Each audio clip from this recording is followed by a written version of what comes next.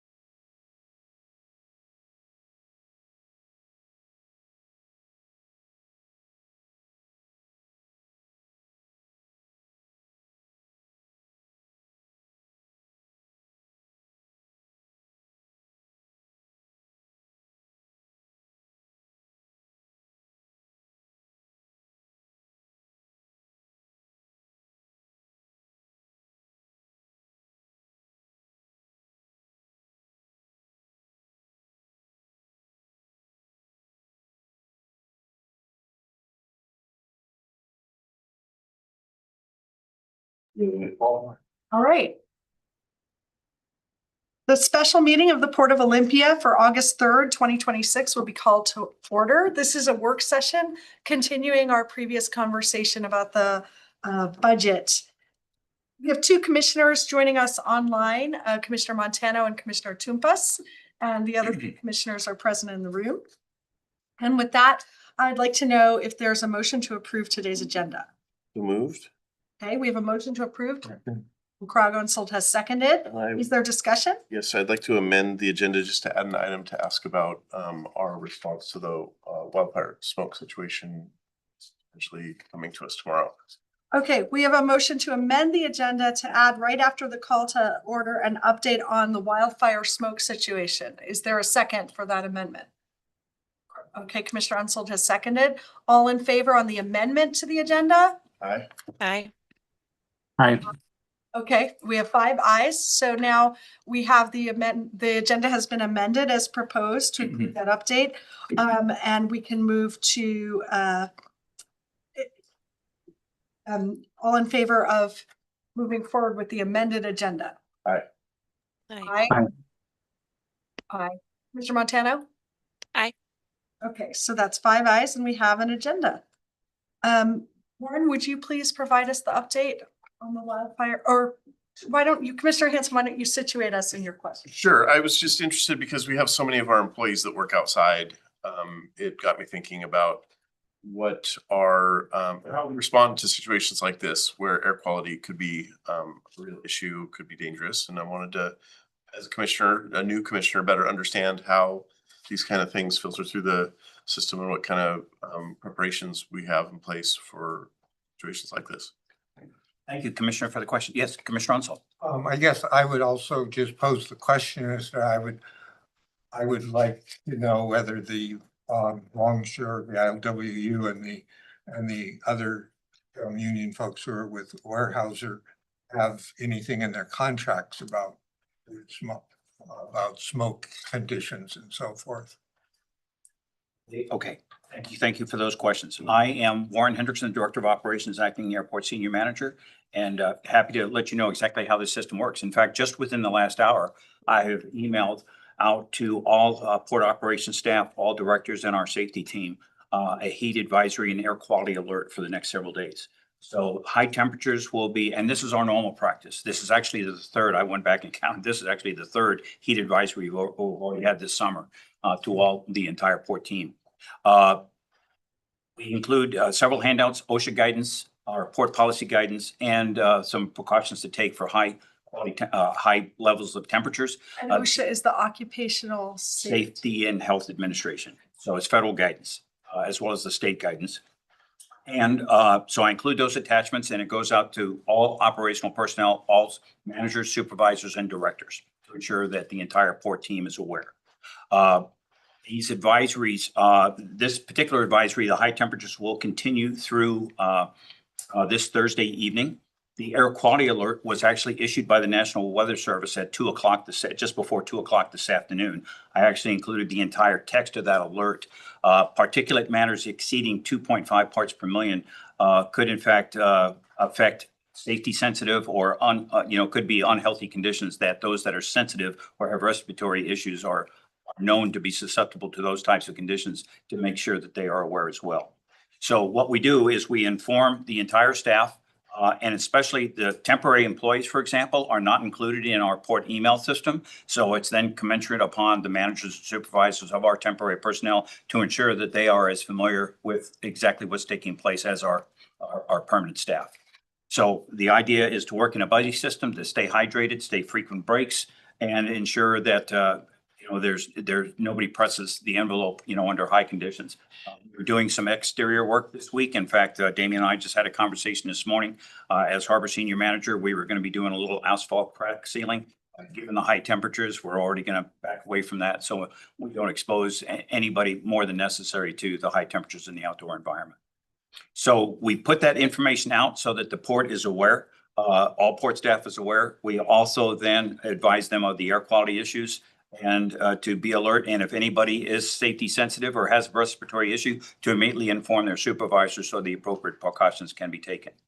If in fact the situation gets any worse, and this is fairly typical of any inclement weather or unusual situation, let's assume that we get an air quality alert that says, hey, the air is unhealthy, stop all outside work. Whoever receives that information first, whether it be me, Executive Director Alex Smith, or any other member of the staff, the idea is that information will be brought to the directors, their supervisors, the word will get to us. Alex and I will then sit down and confer and decide, and perhaps along with the additional directors, to decide what do we want to do? Do we want to shut down our external operations, for the port for the day until the weather improves? We will make that decision and decide what we want to do. Once that decision is made by Alex, then we have 3 ways of informing all port staff. My cell phone is actually equipped with the port's text alert system, where it'll automatically be activated. You may recall, I recently asked you to verify that your cell phones had communicated effectively with mine, so that you would be included in that alert as well. And we will notify all port staff via text message that, operations are terminated for the rest of the day and what precautions to take. I've already included in that email today to ensure that all port staff carry their work cell phones with them so that they receive notification of such an alert if that should occur.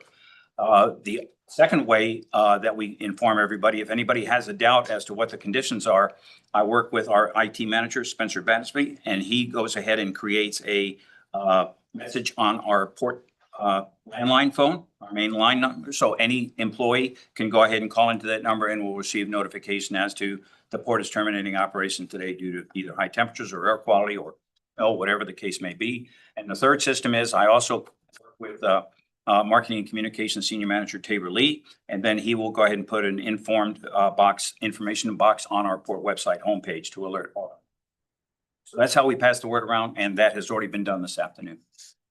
So there are different chains of command here at the port, and so the actual longshore folks are not port employees. That is correct. And so if we were to shut down port operation, would that affect them, or could they continue to load? It could potentially affect them. It depends upon the nature of their conditions. Certainly what our staff does at the Marine Terminal, for example, Option, as a matter of fact, is on leave. Conley Booth is basically on site, 5 days a week. Conley would refer that information over to our longshore partners and our stevedores to go ahead and inform them of the actions that the port is taking. And then they would go ahead and discuss what exactly they would do. They can, to a large extent, continue their operations if their guidance allows them to do so with a ship in port. We don't have a ship in port until August 15th. So we don't, as a result, we don't expect this week's situation to affect, the labor on the Marine Terminal in any way. Thank you. That's very helpful. Are there, I'm sorry. Are there certain operations like the fuel dock or any of the services provided at the airport that if we were to shut down, would it impact our tenants? And are there contingencies for how we handle that? To some extent, if the situation was bad enough to create reduced visibility, then that would affect weather operations at the airport. But then the air traffic manager is in charge of making those decisions and publicizing that guidance. And the weather report would dictate perhaps that the airport then is no longer operating in visual flight conditions, but in instrument flight conditions. That would require, reduced visibility operations and instrument approaches to go ahead and conduct operations at the airport. But that would be a pilot and command decision based upon the guidance provided and the weather measurements from the air traffic control tower personnel. With regard to our tenants and otherwise, they would also be listening to the automatic weather transcribe broadcast that comes over on the VHF frequency on a continuous basis to advise of anything that they need to be. Thank you for this update. I know from serving at a different agency that typically there's a continuity of operations plan, sort of where you have a playbook for what you're going to do if the port is grappling in sort of a disaster or emergency situation. And it seems like this has elevated the fact that as elected commissioners who are only part-time, we're not a critical piece of the continuity of operations plan. We are a recipient of information so that we can know what's going on. Absolutely. That seems appropriate to me, but it's helpful to hear. During COVID, there were certain job classifications that were deemed critical. and necessary, do we have that kind of evaluation of? We do. We have a list of essential personnel, and we also have, based on our collective bargaining agreements, we also have a call out and a standby system. So that, the minimum number of personnel that absolutely have to be on site can be notified, identified, and assigned work as necessary. In the event that we want to go ahead and have additional backup, should additional support be necessary, we can identify people to go ahead and be on standby at home, so that they are available immediately by phone and then can respond to report to work if necessary. And then if we actually have to call out one of those standby employees, then they have a certain amount of time in which they report to work, and then you can go ahead and provide the services that are needed at the. Thank you for this update. And at this moment, it would be nice just to acknowledge that we are experiencing the smoke from the wildfires, and then so many of our cousins and brothers and sisters and friends on the east side of the state are currently displaced or missing loved ones possibly. So our thoughts are with them. The next item on the agenda is a 6-month update on the operating budget. I believe this is the continuing conversation about the airport. Yes, it is. I'll just start things off if that's okay, commissioners. So we, at our last work session, we went through the other operating budget business lines. So we heard from Afshan about the marine terminal. We heard from Warren in Mike Reed's place about our real estate budget and program. And then we heard from Damien about how the marina is doing against, for 6 months of the year against the budget that we had for 2026. And again, this is just to both give you all an update on how we're doing this year, but also just help familiarize you with the budget so that as we head into doing the budget for 2027, there's more familiarity with it for all of you. So what remains of that sort of conversation is the airport and how it's been doing for the first 6 months of the year. And then we're going to have James talk about two things. One is how we're doing on our capital projects that we identified for 2026 through the first 6 months of the year. And then James will also talk through the 5-year capital investment plan that he has compiled. So hand it over to Warren. Thank you. Again, Commissioners, Warren Hendrickson, Director of Operations and Acting Airport Senior Manager. And I'll provide the Q1, Q2, 2026 financial summary for the airport. So our business lines at the airport are comprised of 3 budget codes and departments. 010 is the airport, aeronautical use portion of the airport, i.e. that portion of the airport inside the airport fence. Department 012 at the airport is our new Market Industrial Campus. And Department 014 is our Clean Water Center complex on Tumwater Boulevard. The type of revenue that we get from revenue aviation sources includes hangar, space, office, and land leases, fuel flowage, and landing fees. From the non-aviation industrial park land leases, we receive revenue from those leases, industrial, and in some cases, retail space leases, depending upon the type of business and whether or not the port owns the facility or is simply leasing the land upon which their facility lies. To give you a visual depiction of exactly where those areas are, the blue outline is the airport itself, all of the aeronautical use. Now, some of it will surprise you, and not all of it is exactly within the airport fence, especially as you can see up to the northern side of the airport over along Bonnywood Drive, for example, and Capitol Highway. That is all considered airport land and port-owned airport land, some of which has been leased to other property owners over the time, or building and facility owners over time. The area in yellow highlights the Clean Water Center along Tumwater Boulevard, and the orange outline between the airport and Interstate 5 is the new Market Industrial Campus. The staff to support the business unit is fairly substantial, not only the full-time employees based at the airport themselves, but also additional supporting roles. So we have full-time port employees are allocated 100% to the airport, and these are identified as full-time equivalent. But there are full-time port employees who are allocated less than 100% to the airport and in a supporting role. And on top of that, we also have our seasonal or temporary workers that augment the staff during the summer months. So for full-time equivalent, 5 port employees include the airport senior manager, our airport operations and administration specialist, that's Will Richardson. Those two occupy the airport office. And then we have three maintenance personnel, our maintenance 4-person, a maintenance technician 2, and our maintenance technician 1. So those are the 5 full-time port employees at the airport. And then supporting the airport, my role as director of operations, our real estate business development manager, a position that is currently vacant, and Mike Reed, as director of community and economic development, is serving in that role, our property manager, and our lease administrator.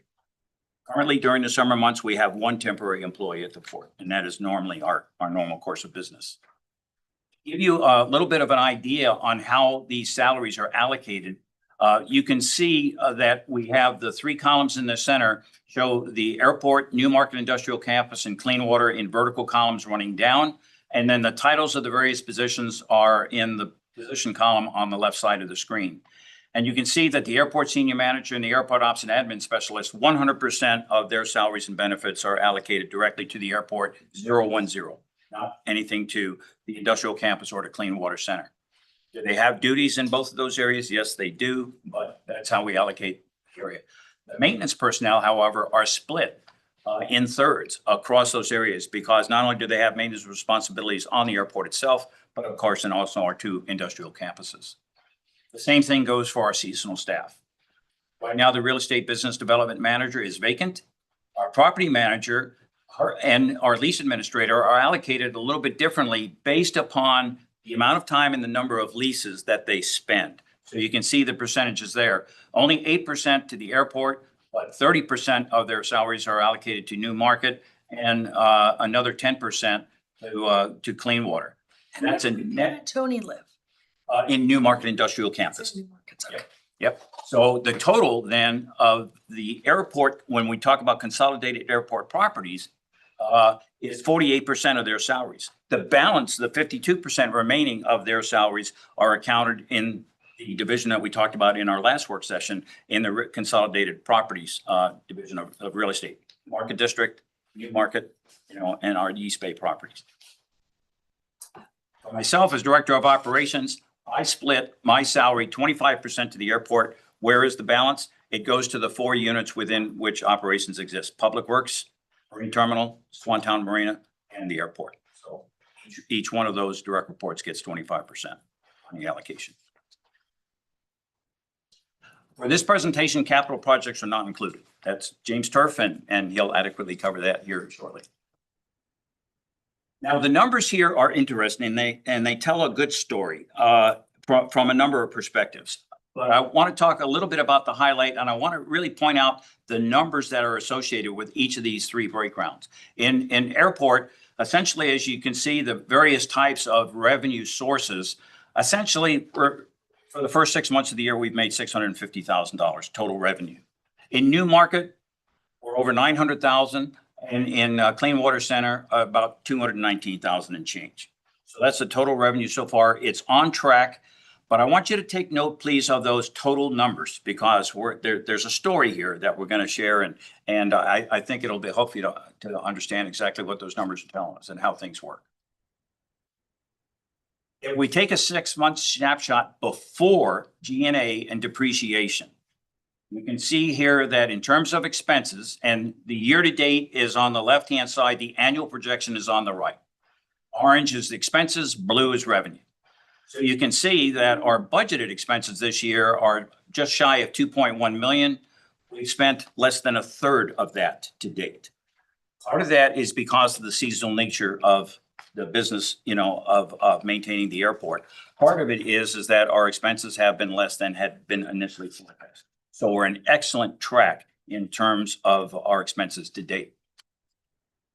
With regard to the revenue projections, we can see we're at 1.76 million and our total revenue for the year is budgeted to be 3.5. We are almost spot on at the 50% level. So our revenue is tracking because our lease revenue and the operations at the airport is based on a month-to-month basis. So it's pretty even on a month-to-month basis throughout the year. But the expenses, of course, are a little bit more seasonal. We will expect to see the expenses rise throughout the rest of the summer months.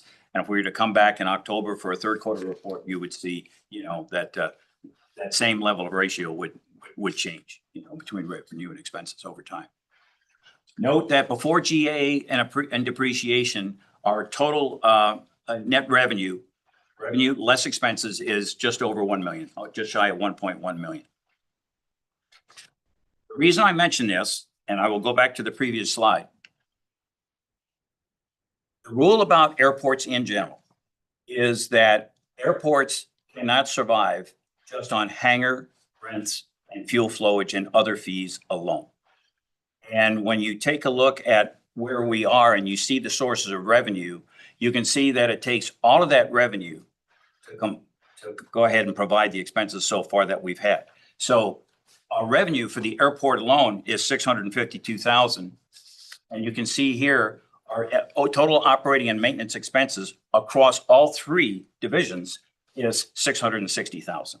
So yes, can we run the airport on the revenue from airport alone? That's only telling part of the story because this is before G&A and depreciation. So let's take that next step. This is now after G&A and before depreciation. And you can see now our expenses have jumped up over $500,000 for G&A. That's the airport share of the G&A expenses. The revenue pictures, of course, doesn't change. You can see the annual budget expenses also increases because G&A is added. And now we've gone from 1.1 million down to 574,000 because of the G&A expense. That is our net in the black, bottom line. And now we go after G&A and after depreciation. And now you can see the balance of the year-to-date expenses to the revenue. And you can see that the budgeted expenses are planned to slightly exceed the revenue that we have. As of the end of the first 6 months of this year, our net in the black was $103,000. So we have made a net profit after G&A and depreciation in the first 6 months of $103,000. I will also say that that's no accident, because one of the things that we do when we plan our budgets is we look at, okay, what's it going to cost to run the airport? But also what is going to be the airport's allocation for both G&A and depreciation, and take that into account. We have heard loud and clear from the commission that we want to show positive results from each of our business units.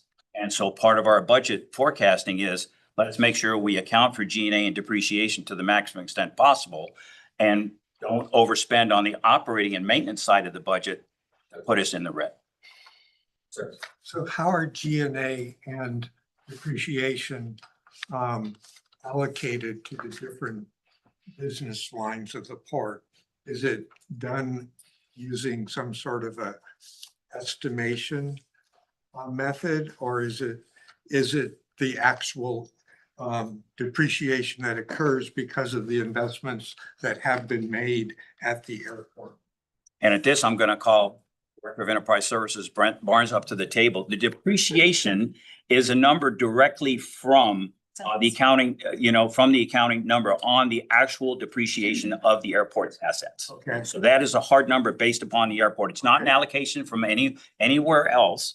And so that's how the depreciation is calculated. And that's also important because one of the things that we must do at the airport is we must consider it a separate enterprise. I think you've probably heard this story before, that the airport revenue must stay dedicated to the airport. And as a result, so too is the case for the depreciation. That expense remains on the airport. We cannot at the airport absorb any depreciation expense from anywhere else in the port other than our airport Well, assets. thank you. I think you did a great job answering that, and I don't think you. Well, I think But then now the G&A piece is where I need to rely a little bit on, right, in terms of the formula for allocation. G&A is allocated differently. Yeah. So again, that depreciation assets that are at the airport, that's how you calculate depreciation there. So Brent.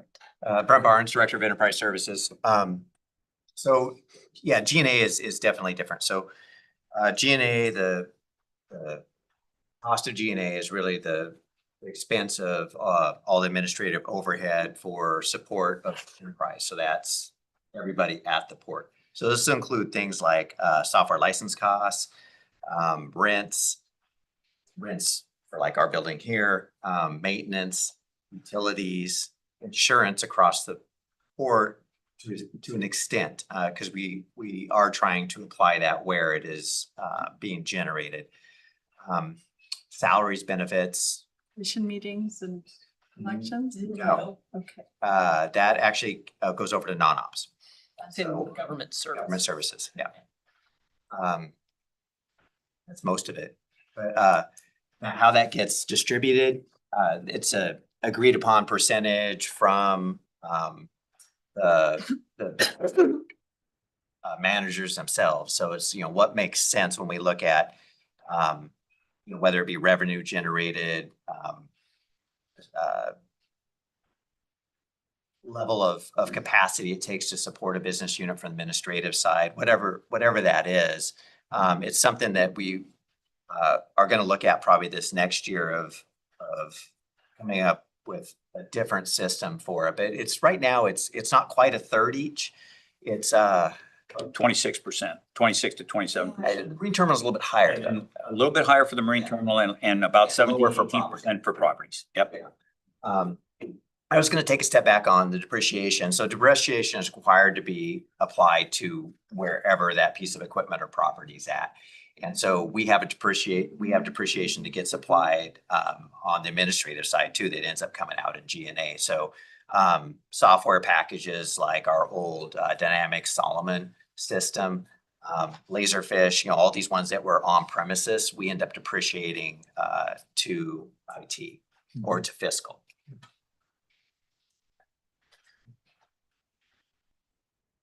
Any other questions? Didn't mean to put you on the spot, Brent, but That's okay. So just to put a finer point on it, Brent said we may be looking again at how we divide among the divisions. Warren mentioned in one case things, the real estate was allocated based on how many leases they had. But you could also allocate it and say, oh, this one has fewer leases, but they're taking all the time. Like there's different ways you can do that. And I think it's worth us thinking about as a group. So thank you for bringing that. And even today, we were looking at salary splits, you know, across the port, and do they make sense where they're at? You know, and some of them do, some of them we have some questions on. And so it's really kind of, you're always analyzing that to see, is it still working? Is it the right way to do it? And then adjust. Sure, absolutely.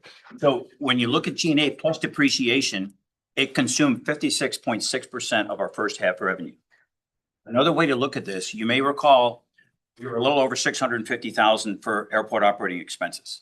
And you can see that our total year-to-date expenses for the first 6 months of the year was 1.65 million.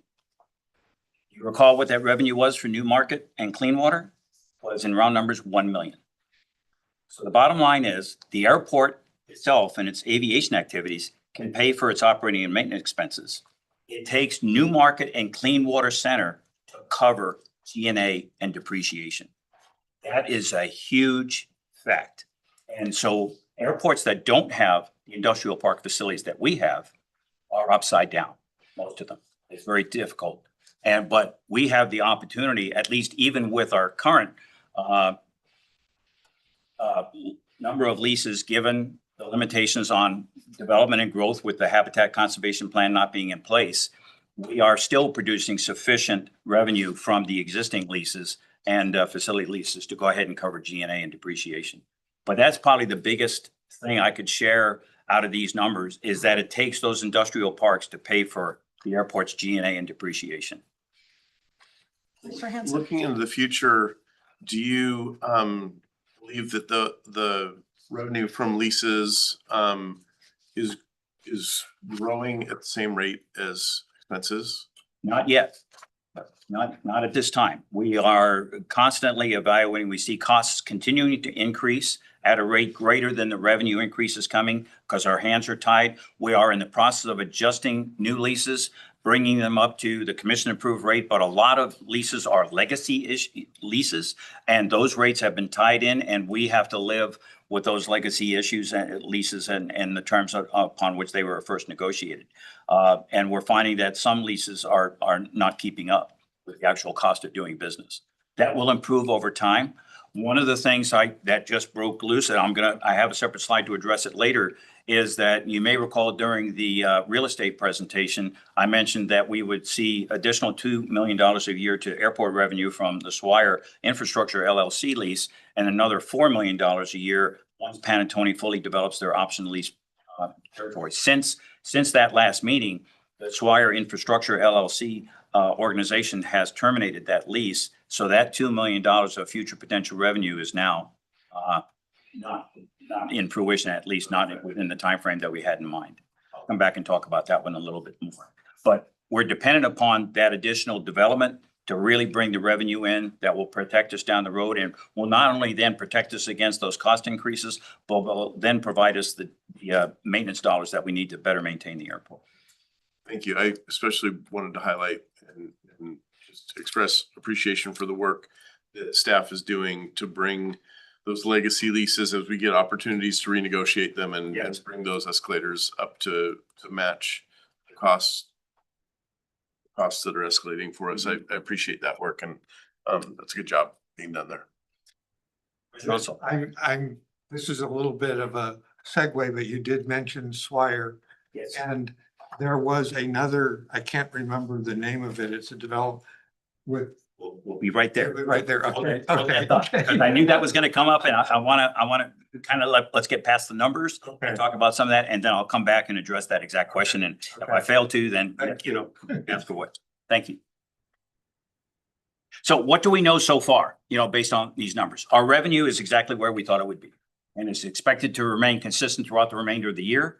Our operating expenses are expected to be under budget for the year thus far. One of the things we've learned is, believe it or not, even with the cost of oil, you wouldn't think necessarily that the asphalt, you know, would be at or below budget projections, but it has been. We just recently completed an asphalt, a significant asphalt project on our aprons and taxiways, and it was $500,000 underneath what we called for the budget. On time, you know, on schedule, met all of the requirements and significantly under budget. That's a great news story. So, our fifth FTE, Tractor. CR Construction. Hey, nice job, CR Construction. Yeah, they did a nice job. Well, you mentioned their name. I will also, they deserve a shout out for this. We had our project closeout meeting with them last Thursday. One of our air traffic controllers on the airport has been in the air traffic controller business for 40 years. And he's a senior guy. He's been around, he's seen it all. In his experience, it's the first time that they've had an on-airport construction activity without a single violation from air traffic control regulations and rules. So that's huge. So that's attention to the staff, the team, our Century West consultants, their oversight, and especially the contractors and how they shepherded their personnel was outstanding work on, you know, every stretch of them. Our capital projects team. That's correct. Maintenance expenses are expected to be at or under budget as a result of that. Again, our maintenance tech one did not start until May 1st, so that will reduce the total impact of, you know, salary and budget because it was budgeted as a full year position. So all that means our revenue is on track and our expenses should be below what we project by the end of the year. New story there. Continuing that theme on the challenges. As we just mentioned, the lack of a habitat conservation plan does restrict new development and future revenue, and therefore it's constrained. Just per those existing LEAP provisions. And the commission set annual rates and charges. Right now, the published rate for the airport is 48 cents per square foot. We're going to be looking at, for this budget projection, exactly if that should change in the 2027 budget. Revenue is sensitive to vacancy rates and tenant turnover. Fortunately, although we've had some tenant turnover in our space leases, the land leases have been pretty solid and our hangar leases have been 100%. Our current rate of annual growth is slower than the increase in operating expenses. Commissioner Hanson is speaking to exactly the point that you raised. No surprise there. Seasonality, revenue is generally not affected. As you can see from the slide, we're about the 50% point, but our maintenance expenses are in fact quite seasonal due to the need for dry weather conditions for much of the work that we do. Our current rates and charges for 2027 is still a process that will be analyzed over the next few months and to be determined. Our rate increases are specified within each lease, and our hangar rates, here's just the history. In 2024, we increased by 5%.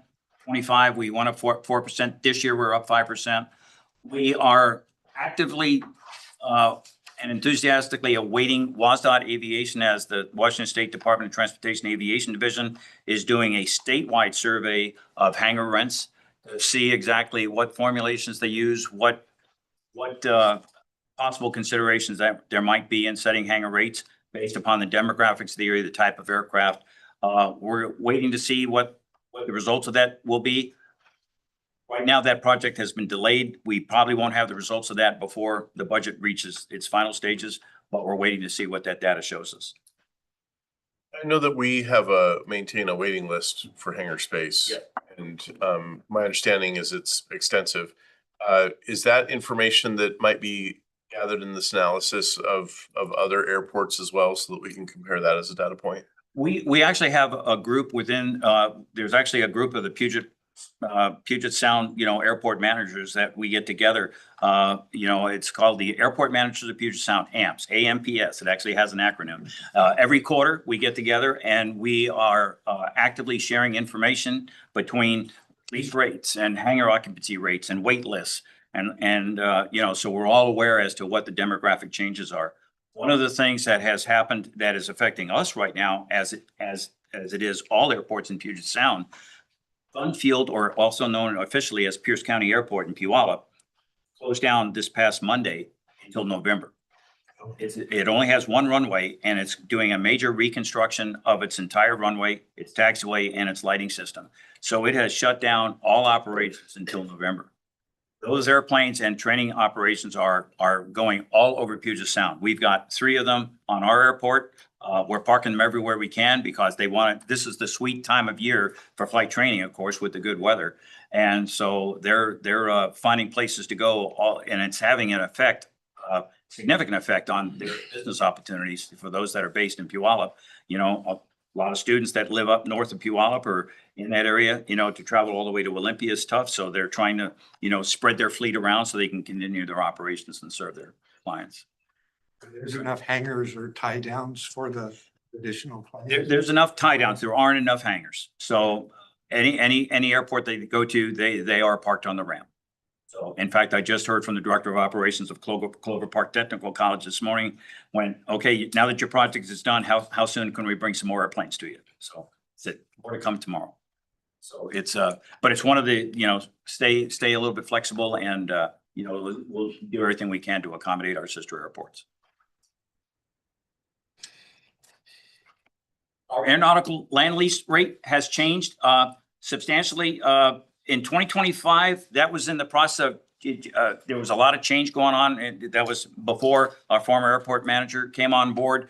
And so we elected, and we didn't have enough data at the time, so we didn't make any land lease rate changes in 2025. But you can see that we realized that it would have been better to take a smaller bite in 2025 and then a smaller bite in 2026. But ultimately, with where the appraised values were, that's what we've done. We will, in the new market and clean water, we will set the appraisal per real estate policy 1101. The metrics that help demonstrate success, what's our occupancy rate? We're full. So that's a good news story there. Our hangar lease rate is proportionate to the future asset replacement cost. So we expect that the hangar lease rates will continue to rise. And that's not unusual throughout all the airports in Puget Sound. And ultimately, we want to have the ability to fund an ongoing preventive maintenance program. Does that mean that in the airport, we sort of are saving for future asset replacement in a way that we're not in the marina? Well, Or it's we're proportionate, but trying, but we're not there yet. We're not there yet. We are receiving enough from our hangar rents, for example, to do the maintenance and maintain the facilities that we need to. Washington State Patrol, for example, the historic hangar structure out there is getting some major work. We redid the roof, we redid the floor, we'll be redoing the sidings and a few windows this coming year, and that's all based upon their lease revenue. The lease revenue we get from our tie-down tenants will be painting the plane ports. Those are the carport looking structures that you can see from Highway 99. So we're moving forward from that. But are we putting enough aside that we can, when the buildings reach their lifespan, that we can replace them? No, not yet. That's where we're going to be dependent upon that additional new market clean water center revenue to be able to make those significant improvements, when we get to that point. So in the meantime, we're making sure that we keep things operating and running to the best extent that we can. Or we're falling short on replacement costs. The one issue that's a bit of a challenge is despite the FAA grant funding, not all of our pavement on the airport is eligible in terms of runways and taxiways. And the runways are, not all taxiways are. Some pavement has degraded to the point that it is no longer eligible for federal funding. And that is probably my single biggest concern, is that the pavement is failing before we have the ability to replace it. And so we are very judicious about how we maintain that. That was part of this recently completed 2-week-long project of taking care of the apron, the nearby taxiways. Next year, we plan, one of the capital projects that James will talk about is going to be spending the remaining federal funding that we have to replenish a couple of taxiways, but we know already that we don't have enough funds to cover all the pavement needs that we have. How can it, the pavement deteriorate so far that it becomes ineligible for federal funding? There is a scientific term, and all pavement is measured by pavement engineers, and it's called a pavement condition index, or PCI. Typically, anywhere above 75 to 80, you have good pavement, good crack sealing, fog sealing, and you can maintain the life of that. But if not properly maintained, or if the funding isn't available to maintain it, eventually that pavement begins to degrade. Once a PCI of 50 or below exists for pavement, the FAA says that that pavement is no longer worth maintenance dollars. It has to be rebuilt. And so it's just, if you crack seal and fog seal, you're just pouring, materials and it's not going to have any positive That effect. makes sense. So you have to rebuild it. The challenge with that is when it comes down to allocating federal dollars for that, runways win first, wherever they are. Taxiways are next, aprons are always last. And so as a result, you're competing against the entire region's airports for that.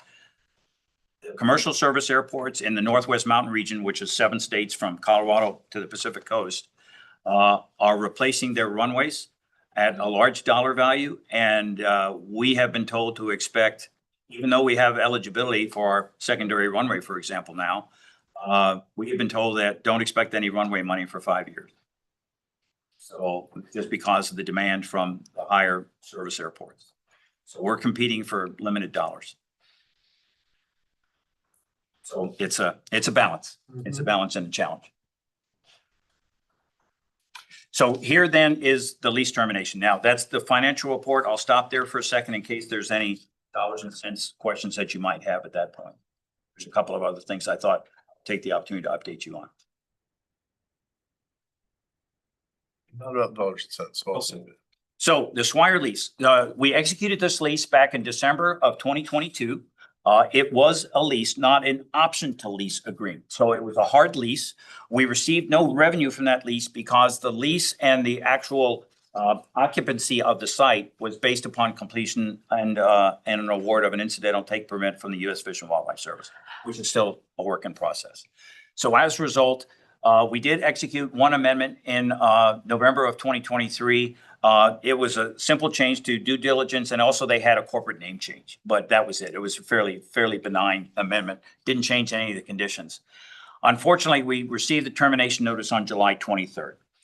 The company had looked at the overall market conditions for what their strategic plans were, and ultimately decided that the time frame, whatever the conditions or the uncertainties were, no longer met their needs, and so they informed the port that they were going to terminate.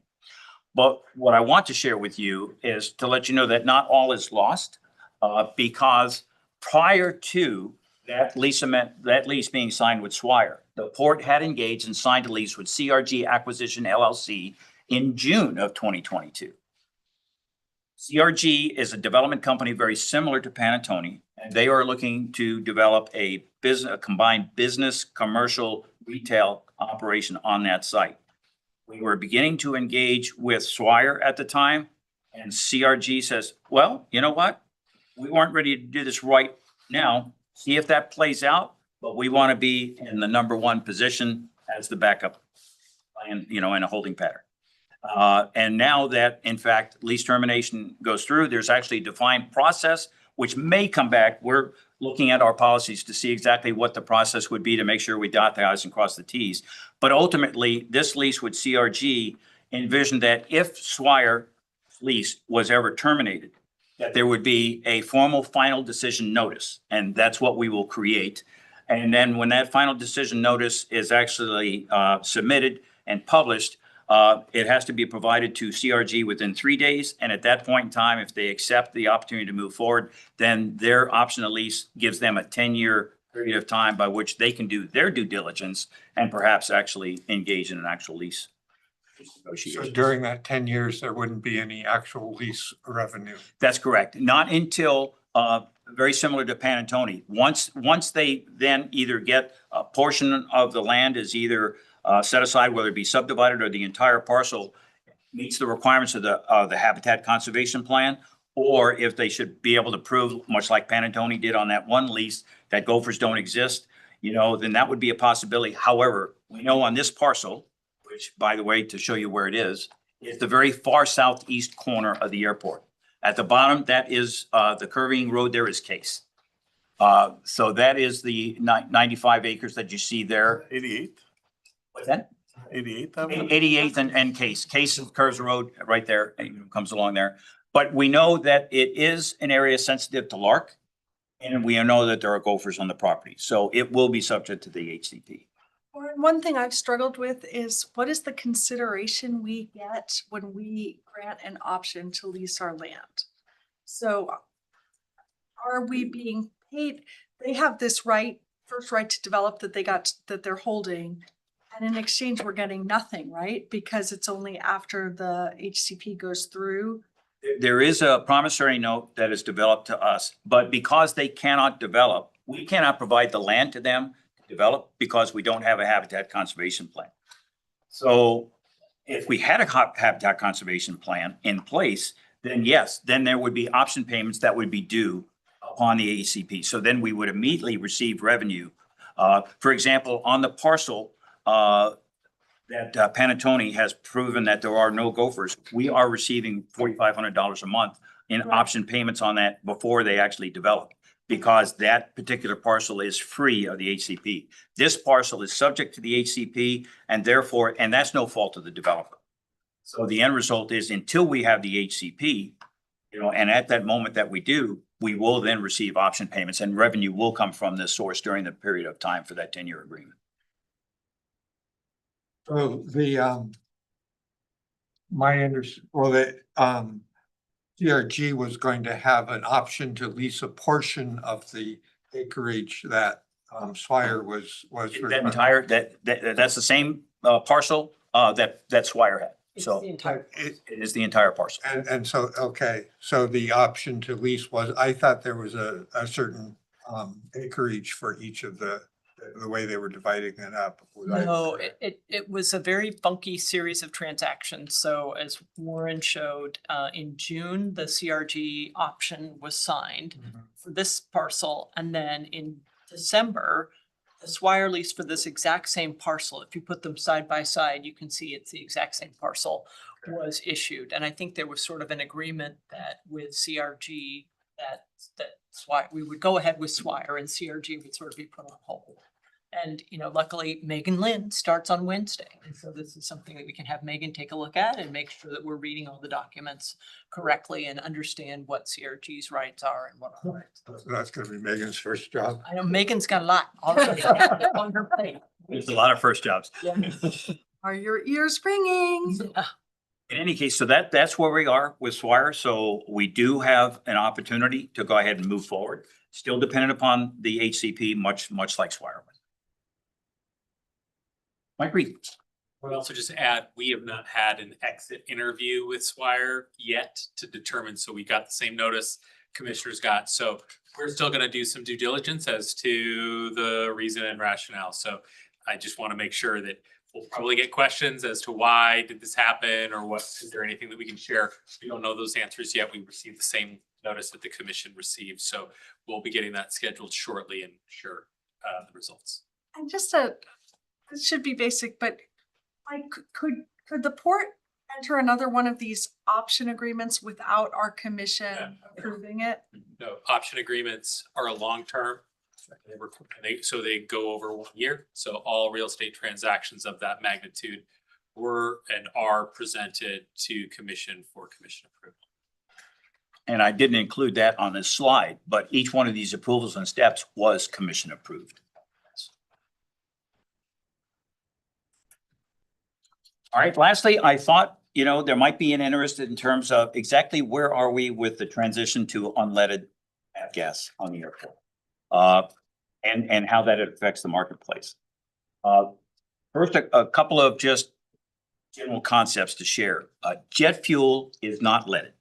It has no lead in it, so therefore jets themselves, are not transitioning to an unleaded component. Their jet fuel already is unleaded. So we're just talking about the fuel used by piston engine aircraft. And I use that term very matter of factly because people will look at a propeller-driven aircraft and assume it burns leaded fuel. Just because an airplane has a propeller doesn't mean it burns leaded fuel. There are propeller-driven aircraft, turboprops they're called, that actually are a jet engine. They just have a jet engine that turns the propeller that provides them the thrust and the lift to go ahead and get off the ground. So a piston engine, however, is a leaded fuel, engine that does then provide the propeller operations. So that's an important distinction that maybe not everybody in the public is aware of. So in any case, where are we with this program? It is got a lot of moving parts. We're getting closer, but we're not there yet. Essentially, there are 3 companies that are in the process of producing and developing an unleaded avgas alternative. One company is in Oklahoma, has received certification for all piston aircraft engines ever manufactured to go ahead and use their fuel. It, however, is not approved for helicopters, but only for fixed wing aircraft. And that particular fuel, which initially I thought was going to be the first one to enter the market and be there, has run into some issues. One of the components that it uses in its formulation to avoid detonation, which is what lead prevents. So the replacement for lead has an aromatic component to it. And for older aircraft, it has shown that if aircraft have not been properly maintained and replaced and updated, it will cause problems with fuel seals and fuel bladders and leaks and staining, and it can have an effect on the operational integrity of the aircraft because these system components then need to be changed or it may affect the paint and the cosmetic appearance of the airplane.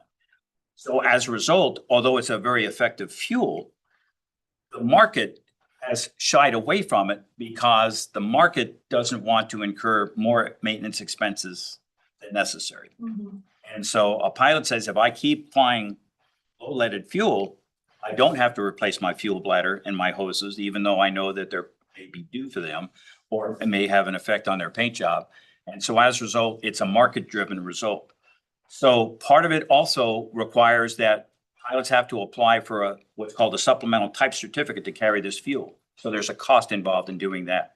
So you've got to have a fuel that not only is capable and certified, this isn't certified across the entire market yet, but there's a cost to it and there is a market acceptance piece. So that's the one fuel. The second fuel has actually produced a 94 octane, unleaded fuel, and it has been successful, but that only provides about 30% of the flying hours and isn't sufficiently a high enough octane for the vast majority of general aviation flying that takes place. They have now developed a 100 octane fuel that recently just received. There's a group called the Automotive Society of Testing Materials. It's an ASTM certification that says, you have done all the right things for production certification. They have received that, but the FAA has only signed off on a limited number of engines and aircraft. So it is not widely applicable yet. There is also some question about the detonation testing, and they haven't proven that they're capable of operating the entire fleet at this time.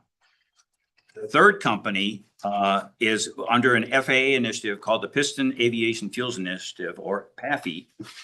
They have developed an unleaded fuel. Each of these use different formulas to get to the same result. But they have shown that about 20 to 25% of the airframes may require changes to their modification, their ignition systems, or their aircraft. And the concept was to have a drop-in fuel. You stop using leaded fuel one day and you use unleaded fuel the next. None of the 3 so far are there yet. Wouldn't wouldn't we need to get to a fuel that could be mixed with Yeah. leaded fuel? Yes.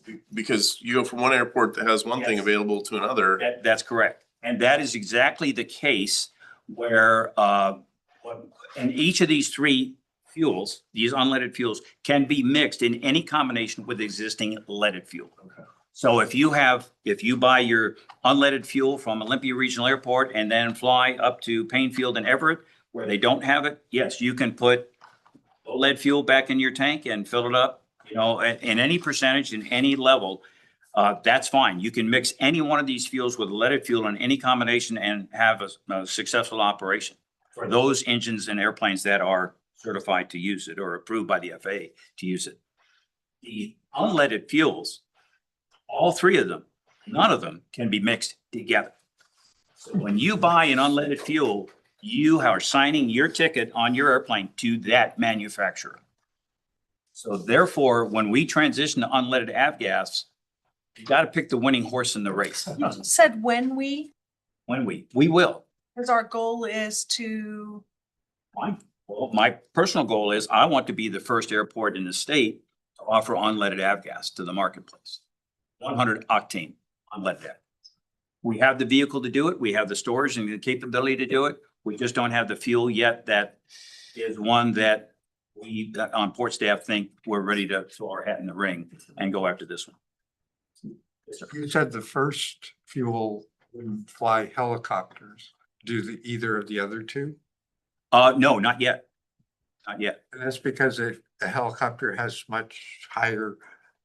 It's part of the testing. Robinson is a helicopter manufacturer. They have flown on that one, and they've done a lot of testing. They seem to have no problem with it. And they say, hey, we're good. The testing and the engineering that they've done, but it's up to the FAA to also add the helicopters to the approval, of that particular fuel.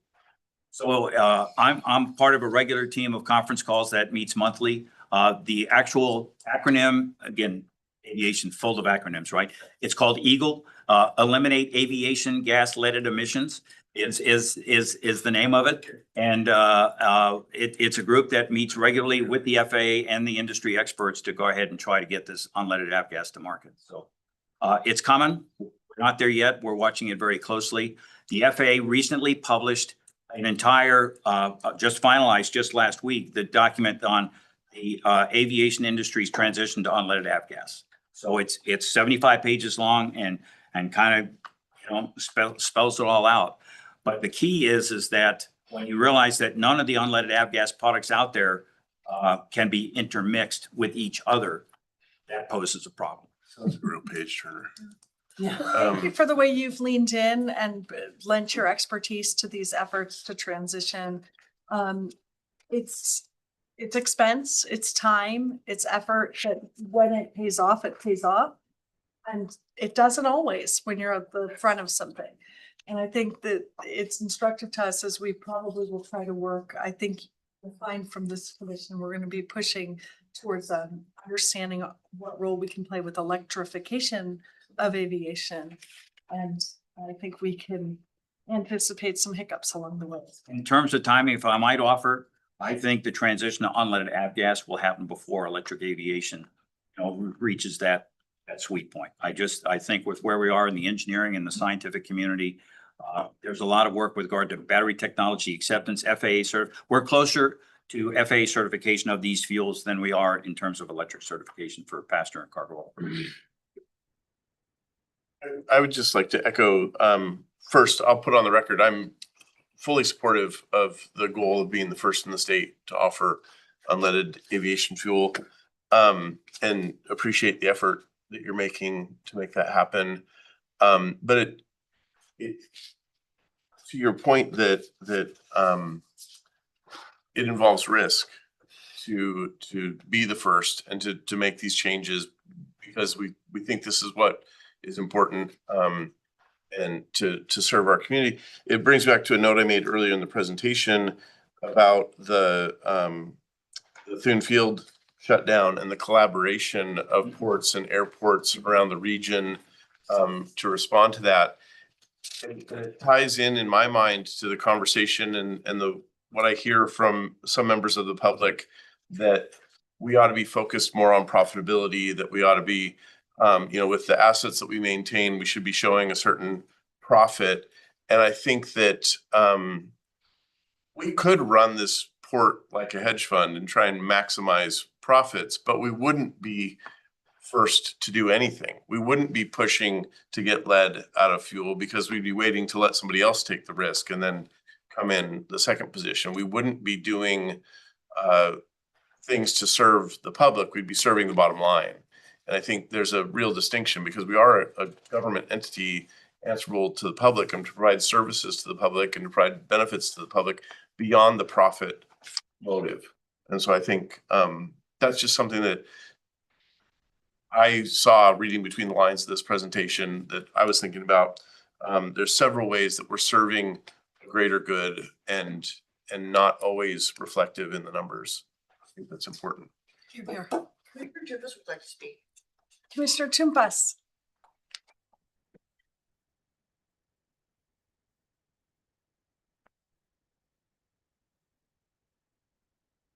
I'm asking you to unmute. If you're speaking, we can't hear you. I apologize. So yeah, first, thank you so much. You did a great job of breaking down, cost and revenue, and I appreciate the extra time you took. I think this is exactly what the public wanted, what the commissioners wanted, kind of understanding things after depreciation, after all costs. So thank you for that. I'll just mention that I think the transition to avgas and the focus on electric aircraft is great. I'm really excited about the opportunities ahead. And I'm excited about the commission's emphasis on considering environmental causes as far as the airport's concerned.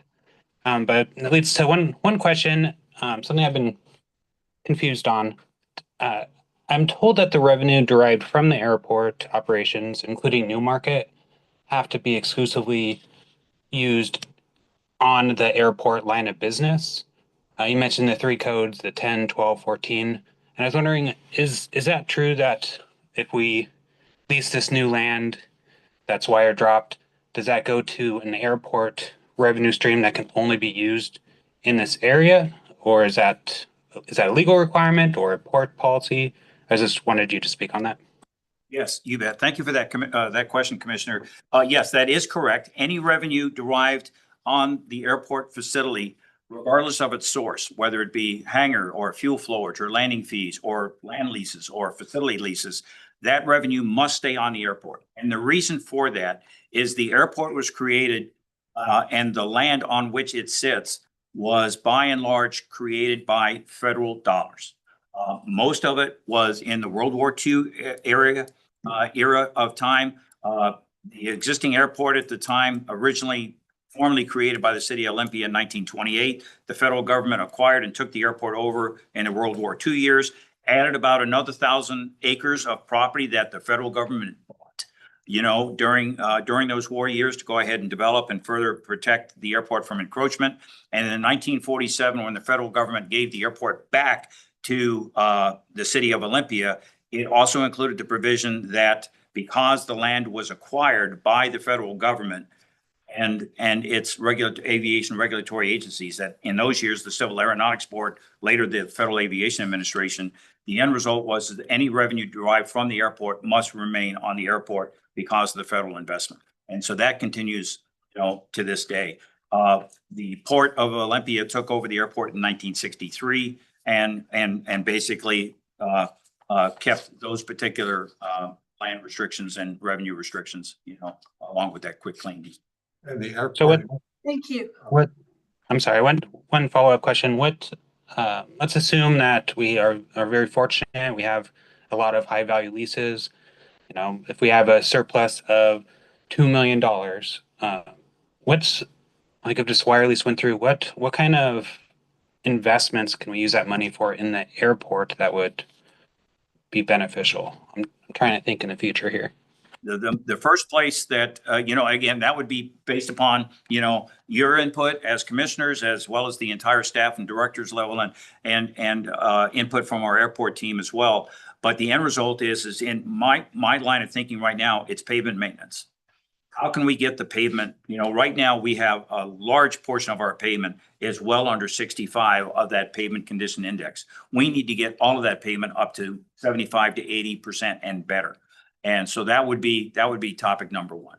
Our secondary runway, runways are numbered based upon the magnetic headings in which they operate. Runway 826 is the 080, 260 degrees heading, essentially an east-west runway. That runway has a pavement condition index of 45. It needs a major reconstruction. The federal dollars aren't available for that. Even though as a runway, it would achieve higher, we don't stack up well against other airports that have primary runways that need to be rebuilt. So we fall down to the second tier.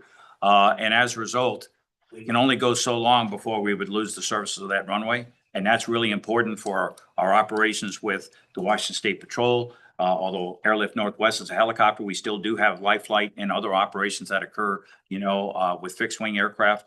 And so having two runways at this airport is really critical as a capital city. And so as a result, we would use that revenue then, Commissioner, to go ahead and start looking at how quickly we can go ahead and improve the payment of the airport facilities that we do have. I saw Okay, thank you. Commissioner Montano, you had your hand up. Are you still interested in asking a question? No real question. I just wanted to say thank you, Warren, for sharing your expertise. Very helpful. I do appreciate the environmental and leading edge capabilities to make things healthier out at the airport there. And then I appreciated the G&A questions to begin with. I would like when we see the budget this year just to have a better idea of how that G&A is calculated. Thank you. Commissioner Unsold? I just wanted to assure that when we talk about the airport, we're talking about the Clean Water Center and the Newmarket Industrial. Essentially, when we talk about the airport, yes, all three are an integrated whole of airport, Newmarket, and Clean Water Center. Yes. Commissioner Hanson? Should I defer? No. You want to clarify about the terms? No. Okay. Okay, I was just gonna ask a quick question. I think there's 134 general aviation airports in Washington State. Is that number correct? That is correct. Of the 134, is it common for them to have these similar restrictions on revenue Yes. coming back to the airport? Absolutely. Mike? Just two things. First, Commissioner Tumpus's comment on how you could use the funds. There are, and it kind of builds off of Commissioner Unsold's clarifying comment. That does include when we're talking about the Tumwater properties, Newmarket and Clean Water. So theoretically, you could also do things outside of the airport, but they are remaining within the ownership in Tumwater. There's a lot of properties, for example, in the Newmarket Industrial Campus.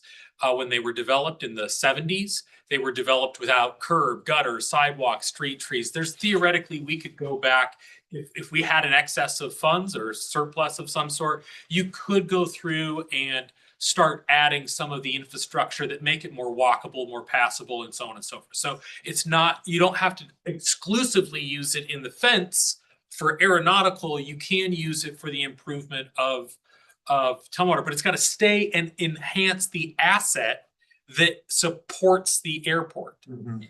And we've talked about potentially revenue that comes in could then support the purchase of habitat conservation land that could then facilitate further development on our properties in Tumwater.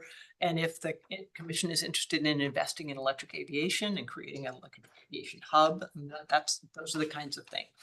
Revenue.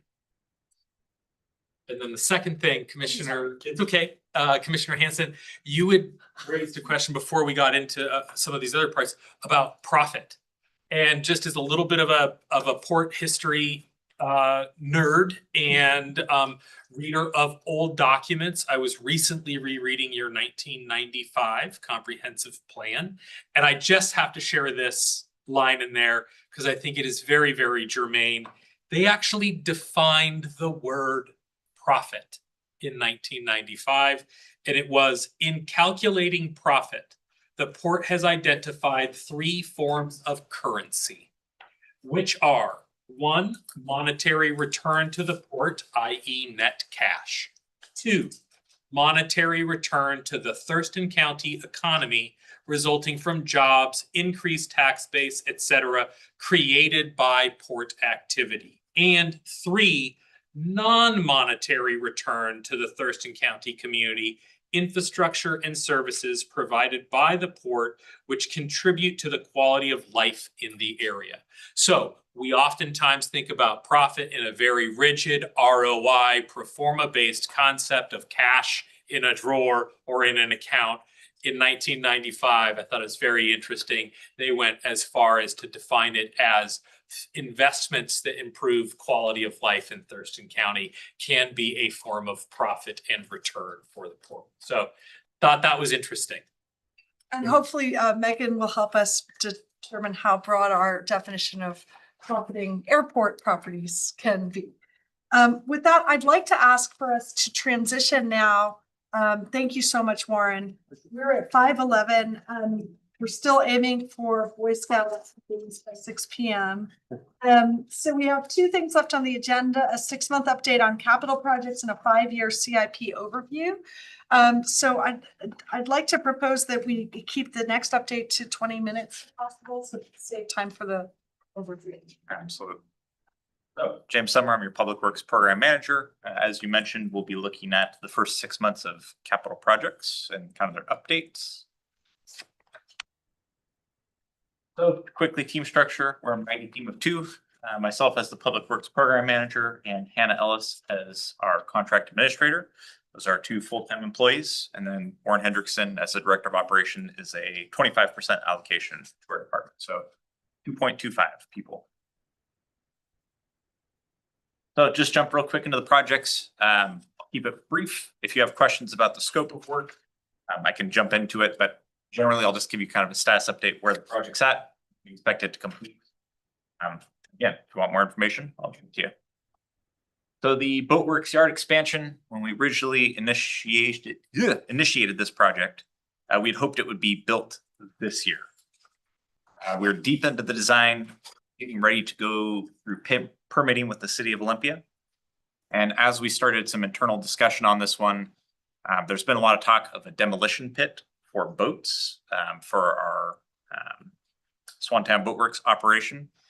And so we are currently looking at incorporating that into this expansion. So we're working with our environmental team, city staff to figure out what would have to be enhanced in the design, largely likely stormwater, could be isolation valves, could be an oil water separator. But all that to say, we're in the design. We've slowed this project down a little bit. We're starting to take the approach of design in year 1, implementation in year 2. Helps for 2 different ways. 1, the design can take longer than anticipated, and then we are in a rush to try and get this thing constructed. But number 2, it also gives us a better idea of cost. So we'll be able to wrap up the design this year, get it permitted, and then hopefully by the time budget season comes around, we'll have a complete design that I can come to you and say, engineer's estimate is this. And then you can decide at that point, is this a worthwhile investment or is it not? In the past, we've tried to get design and construction all in one budget number. That's bit me a few times because we just don't know until the design's done what we're going to do. So all to say on this one, the goal for this year is to get it fully designed, fully permitted, get budget approval for next year for the construction, and then we'll go out to bid and hopefully get this thing. None of these include amounts to give us a sense of the scope of either the design or the. So I can tell you what was approved for this year. So for the Boatworks Yard expansion, we had a 2026 funding of $625,000.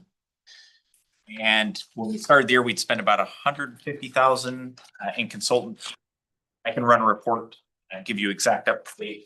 Sometimes we lag a month or a month and a half before invoices come in, go through the approval process, then they get coded. So it can be a little bit of a lag on the numbers spent.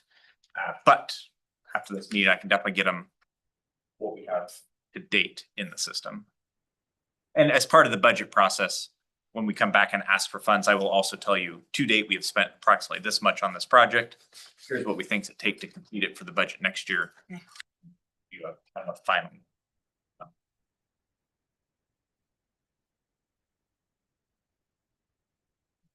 Next, we have the marine terminal projects. So these first 3, I should say, are all the MARAD projects.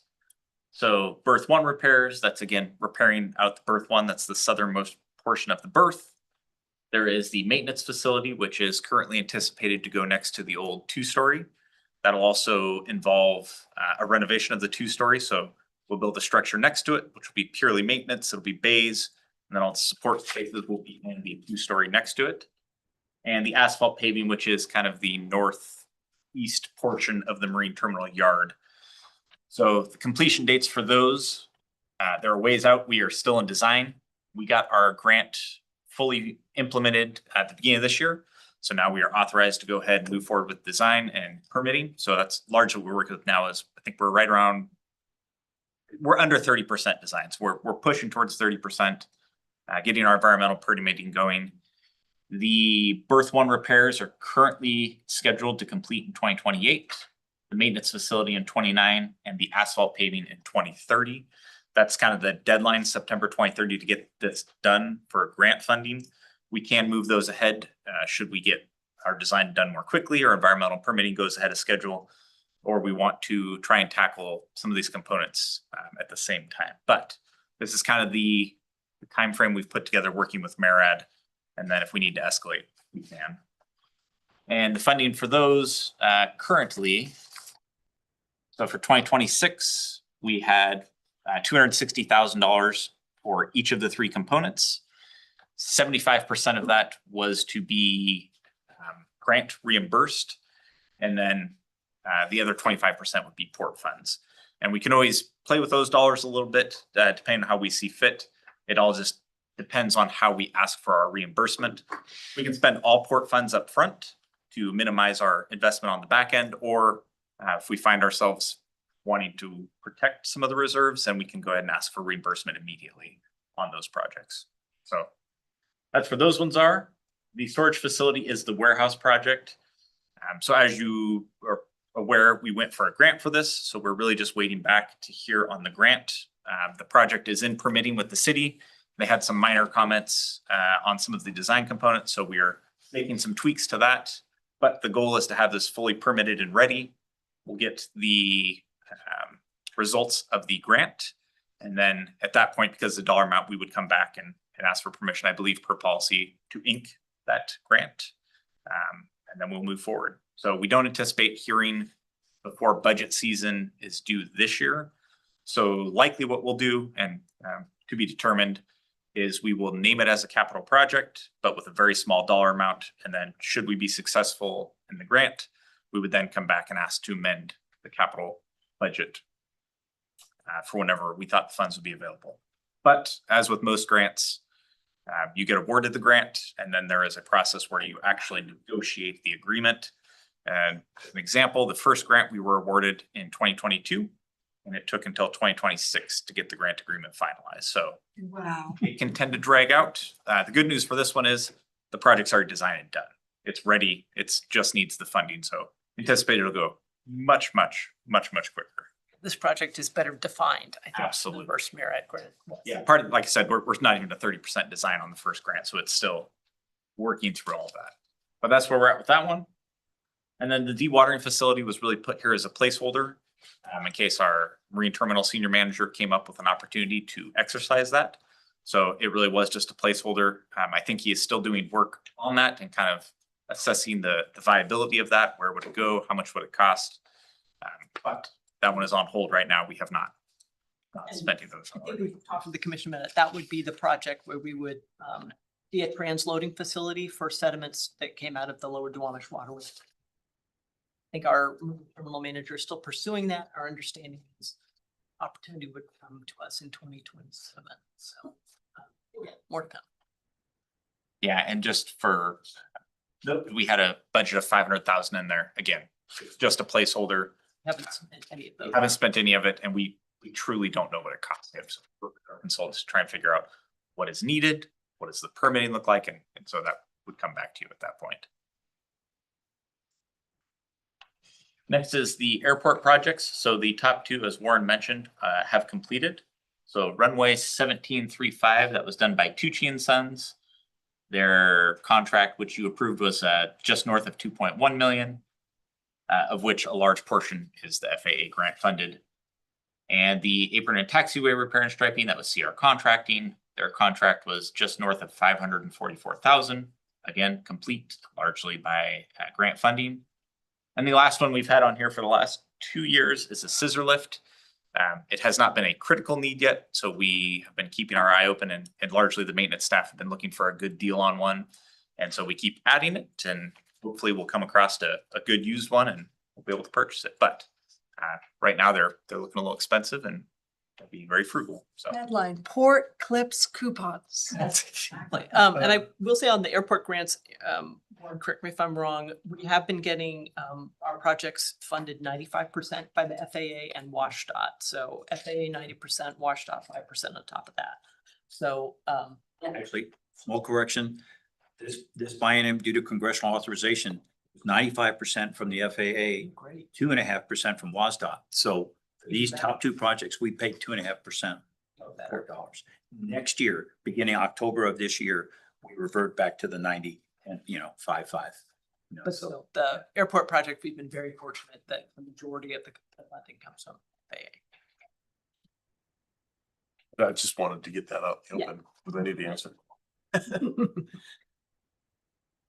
And the last project on here is the building TI. So this is the Dancing Goats headquarters project, depending on if we've talked about it.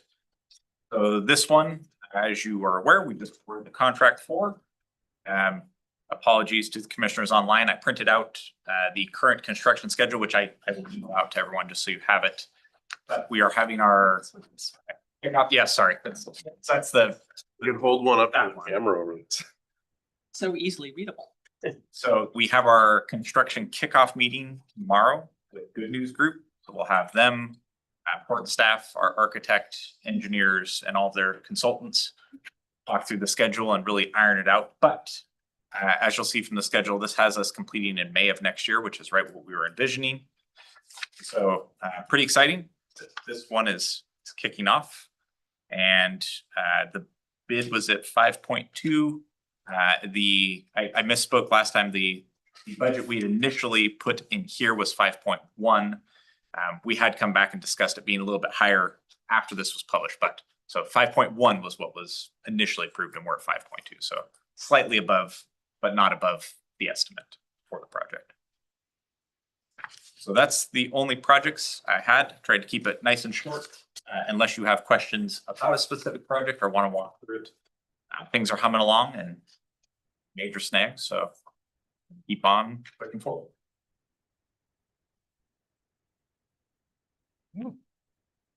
Push to the 5-year. 5 years. Excellent. Also, again, apologies to the online commissioners. I printed this out. Email it to you. Tried to put it on a slide, and it is quite honestly atrocious to look at on a slide. So printing it out would be a little bit better to talk through it. I would invite taking it up to the table because questions about arena or boat projects, I will probably look for them. So I brought that. So that's the other printout you have. A couple caveats. It's broken up into 5 years. We do have a 10-year wish list, I want to call it. After year 5, really after year 3, it's very nebulous to try and put a dollar amount or a timeline for that. I can still share that with you just so you see kind of what is going on in our long-term thinking and projects that may pop up. But for any kind of real discussion, 5 years tends to be much better. The other thing you'll notice is there's not prices on all these projects. So I think where I've got myself in trouble in the past is I try to guess what the design is going to be for these projects. And I don't know until we get into the design. So I've tried to put dollar amounts in them. We get through the design, I find out about different environmental stuff, electric, whatever it may be. I don't want to give you a number that you tell somebody and then I make you look bad because I gave you a bad number. So on projects where we're pretty sure about costs, one area would be the airport because runways are for the most part runways and taxiways are taxiways. Our Century West team is able to give us a pretty good estimate of what goes into those projects. So we've included some of those numbers. Again, as they come closer, they will likely get revised of CPI and different items. The other one, and we get into these when we get into the projects, the marina dock configuration. That is again a wild estimate. can't tell you that that is what the number is, but I put those numbers in there.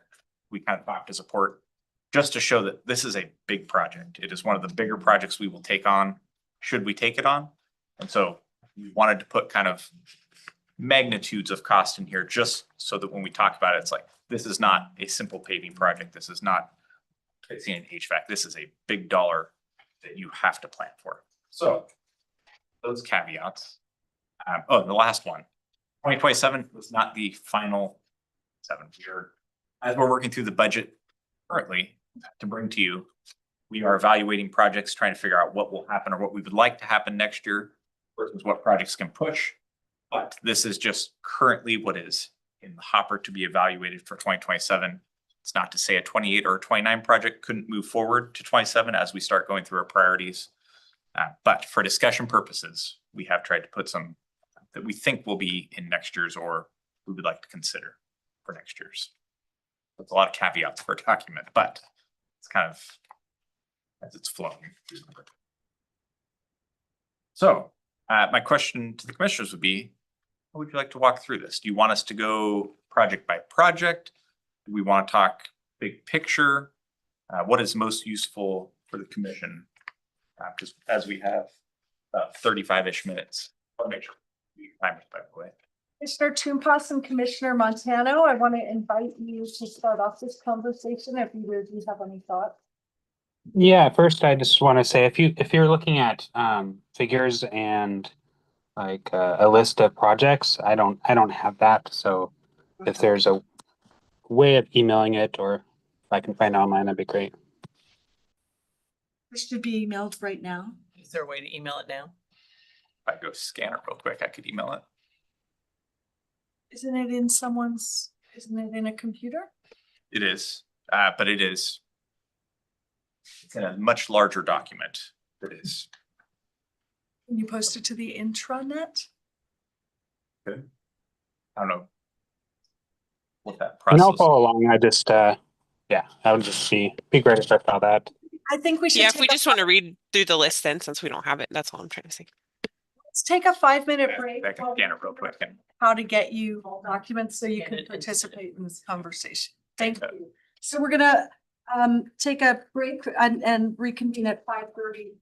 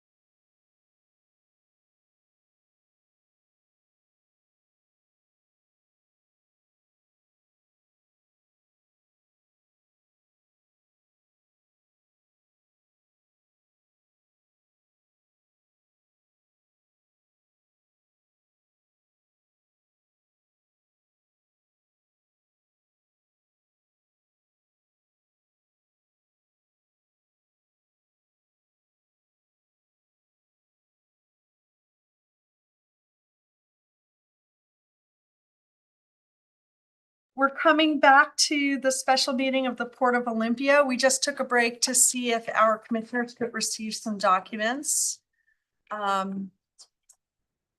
Let's see, Commissioner Toompas and we only have Commissioner Toompas with us at the moment, so we're gonna give another minute for Commissioner Montano.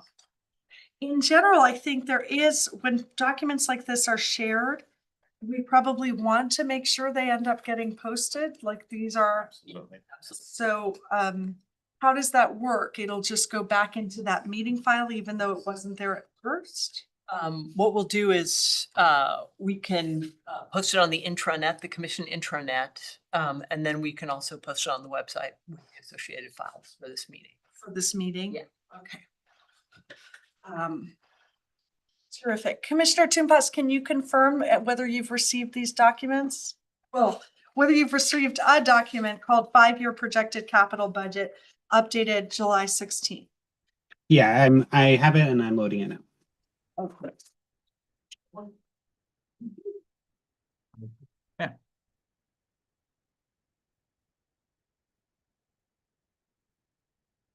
While we wait for Commissioner Montano to rejoin, I do invite now the people who are here, if you have thoughts about how you'd like to get a process question from about Absolutely. how we want to proceed with the conversation. Yeah, how you would like this information, we can easily go project by project. Would have the airport explained by Warren, kind of what the project scope is. Same thing, that's why I had David after. I could talk to the marine terminal and the properties ones. If there were specific projects that you want to discuss, just what is most useful for you, kind of theme or. So, I like to kind of think in terms of flows and that kind of stuff. And I know that, like, for instance, the first project, the electric aircraft charging, it's contingent on grant funding. And so if we don't get the grant funding, then that will probably will not proceed. And so is there any sort of relative importance that you have assigned to these projects? And these are the ones that really we have to move ahead with in order to keep the airport functioning? I mean, you talked about Warren talked about the necessary keeping up the pavement of the runway. Yeah, the airport is a little bit of its own unique beast, as Warren was saying. A lot of these are positioned, and correct me if I'm wrong, for anticipated FAA grant funding. So the reason electric aircraft moved forward in the list is because of that grant that we applied for. It looked like there was going to be funding available. Historically, that was a project that was later in the capital kind of 5-year plan. But because that we got word and we applied for that grant, that it looks like that could happen next year. So that's why it happened. And the rest of these, Warren, please correct me here, but we submit a 5-year capital plan to the FAA to try and position ourselves for funding. And so this mirrors what the FAA has for us for projects. And Warren's in the room for the airport, but I do think, my understanding, James, is you prepare the capital project list and you also do a lot of project superintending, right? Like you manage these projects as they go through and they're a special breed. But in terms of something getting to the list, it's the business line that says like, this is what we really need, right? Absolutely. So I do think that maybe in our next, like when we'd like to hear about sort of this prioritization, especially from the business line, like how they come up with these projects, why they're important, what's missing that we can anticipate, but they didn't have a chance to build up yet, like how it fits into the actual service as opposed to the level of the managing to the project that you bring. Right, and as a port, we also have some criteria that we use to prioritize between the business units when it comes to capital investments. So we go through that as well. We have exception of option. Right, Is there any questions? that's good, yeah. Yeah, I think in general, as Alex was mentioned, we do have criteria. So stuff like life safety, is it going to be lost to life or prop that is going to rise pretty high up? Then is it revenue generating? Is it existing revenue generating? We need to invest in to keep it doing.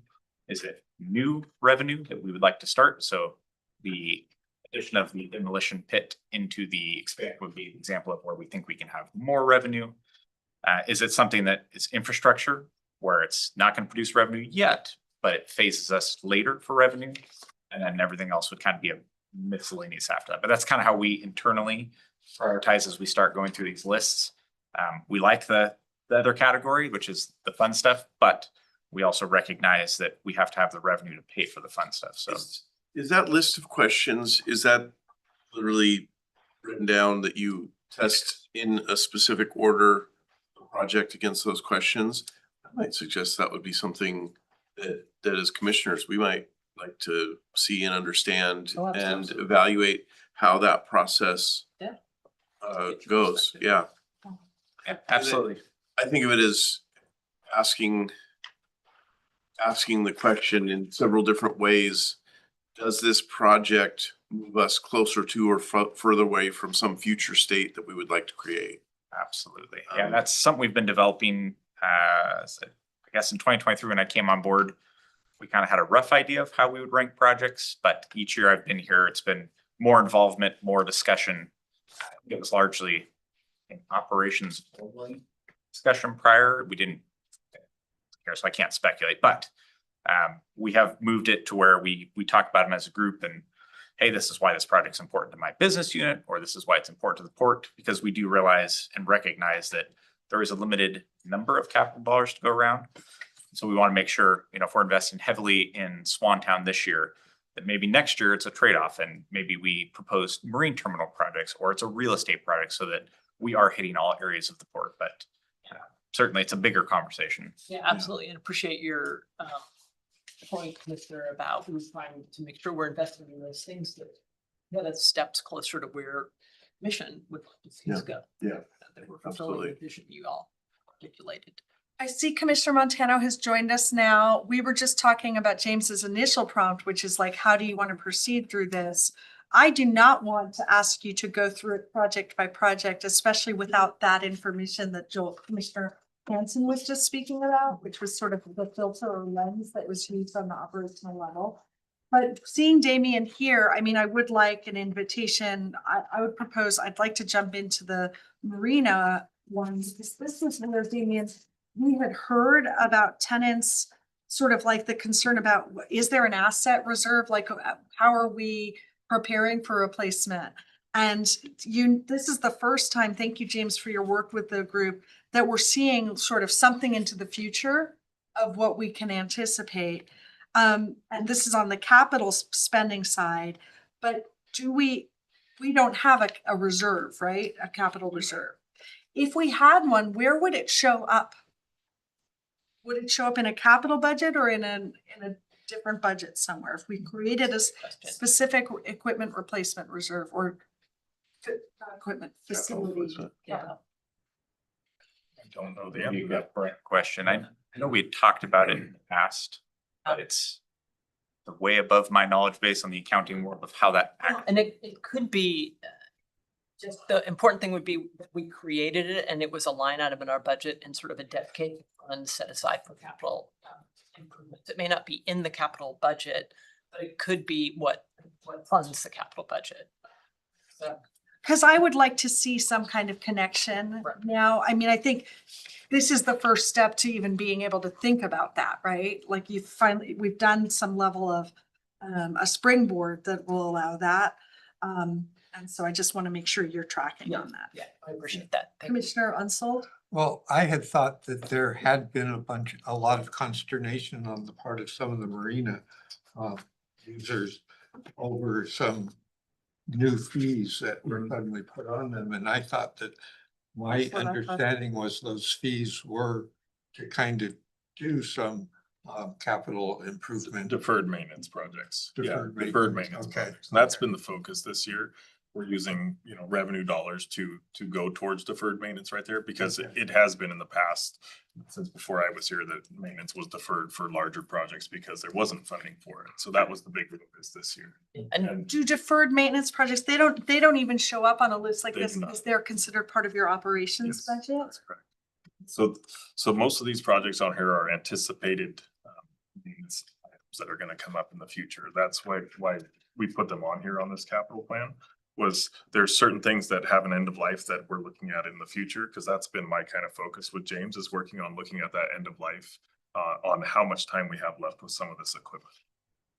And we heard something similar from Warren about the airport. There was deferred maintenance that's being done all the time, but that's not the same as planning for the hangar replacement. Correct. And by way of background, so in credit with predecessors, I think especially as we got into COVID and some economic downturns, the port didn't have significant reserves or money to spend on capital investments. And there was a very conscious decision by port leadership to take, I think, a period of years where they didn't do a lot of deferred maintenance or maintenance, and to allow the reserves to build back up. And they did a good job of that.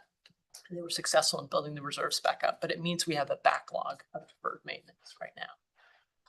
So just to build on your question, Commissioner Unsold, it would be nice for us to understand the connection back to the tenants, to understand sort of the list of those projects that we're not undertaking through the capital budget, but just to keep maintaining the existing assets.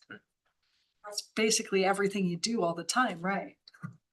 So you can help us, Cherry, you can help us understand what the big ones are, and it doesn't have to be right now. Is that right? On the demolition pit, this is for the abandoned boats. DNR, yeah, DNR. And is there actually a revenue stream from that, or is it? There can be, so right now, the ones that we are doing are either coming from Butt Inlet or Lower Puget Sound, and DNR brings to us. There's a cost of labor to get rid of them. We basically, whatever our cost is, we submit to DNR. So there is a revenue stream that can come from it, from labor operations. The problem we have right now is it's very seasonal. We only do it during the dry season. If there's any hint of rain, we do not do demolitions. So having some sort of facility that's made for specifically that, I don't have to turn them away. This last year we did none. We contracted all of them out because I had too many staff out. I had babies all at the same time, so I didn't have enough staff. Years before, we did about a dozen, in the summertime. It's not water. Yeah, and we turned away about a dozen. There's state listed contractors that can do them. Us as a agency can do them also. We can sign an ILA with Thurston County, City of Olympia Parks, Olympia Police, and we can actually do the demos for them because they don't have a facility to do it. So there could be potential for labor revenue. Commissioners on the screen, do you have anything you want to raise for Damien on the the Marina and Boat Works projects? I'm just trying to understand that. I guess this is a broad view of everything, but I see at some of them on the airport, it says that it's grant funding and it assumes 90%. So it looks like numbers are like our actual costs after grants. And when I go down to like the Marine Terminal, $6 million in 2030, is that assuming 75%? Like, is this actually $24 million or is? Yeah, thank you What for does that asking. mean?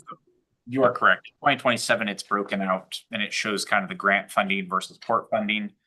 For the 28 through 31 is just total project funding. And then off the note that your interpretation is correct. It would be 75% of the 3 million would be the port cost.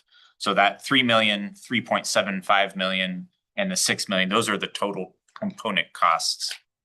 And then we would be on the hook for 75% of them.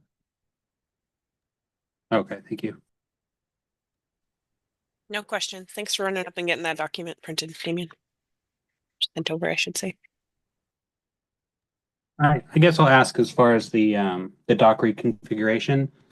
I know the end of life that we talked about last week a little bit is 2033, assuming the 50 years. Will we be able to get an estimate on if repairs are actually needed in the next year or two? Sure, we can. Right. Yeah, I think largely that timing for that is to to align with the Bud Inlet cleanup project. So the thought currently, and we're working with the environmental team and really honing this in, but if we need to dredge, we will have to move the docks and remove them. And when we remove them, it's kind of uncertain what will happen. Some of them are older. They might not be able to be put back at that time. And so it's kind of an all-in-one. If we can address the docks at the same time we dredge, because they're going to be out, maybe we remove the creosote pilings, get new steel pilings in there. And then since we really need to reconfigure slip sizes, maybe that's the perfect time to do the replacement and reconfigure for bigger slip sizes all at the same time. So it's trying to hone all these different projects into one. Just one more add to that is, if we're able to do some of that as part of the Bud Inlet cleanup, some of it could be reimbursable through the Bud Inlet grant. So if we need to remove the docks as part of the cleanup, we might be able to get half of that cost paid for. So, going through old documents and so forth, I came across one mention. It was that Swantown was reporting, this was back in 2003, that there was limited demand for smaller slips. And so this is not like this is a new issue. And so I'm what gives, why haven't we added larger slips? It takes capital investment. Yeah. That's part of the problem. Docks are very expensive. And they also last a long time, so you want to keep them in use. Absolutely. time. And so as we're nearing the end of life conditions for some of these docks, it seems like now is the right time. There's also, and I would lean on our environmental folks, but there's certain amount of coverage you can have over water. So we can't increase the number of over water coverage.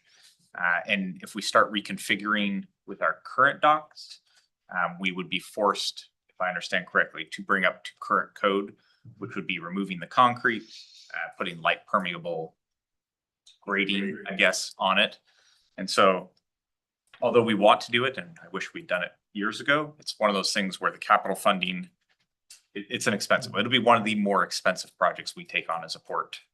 And so we have to make sure the funding is correct and the design is correct. And with the Bud Inlet Nexus coming up, it seems like a good target date to really hone in that design.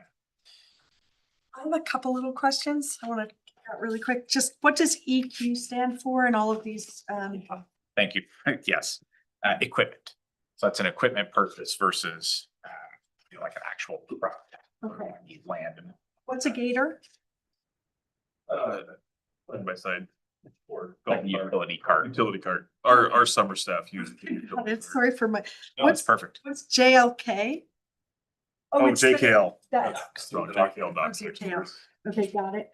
And now my real question, tenants, if I were to hear from tenants about what's most important to them on this, like that really makes a difference to them, what would they highlight to me of these projects and what's missing from what they would highlight to me? That's a great question. I don't know if I can rightly answer that right now. It wasn't part of how you guys looked at the prioritization? So part of the prioritization in here was I received documents from the last two senior managers that were kind of a guide on what was projected as replacement. So we went through all of those documents and looked at things that were in the future that were kind of the deferred maintenance items. So a lot of these are for our tenants. I don't know if I could pick one of these directly that would be most important to them.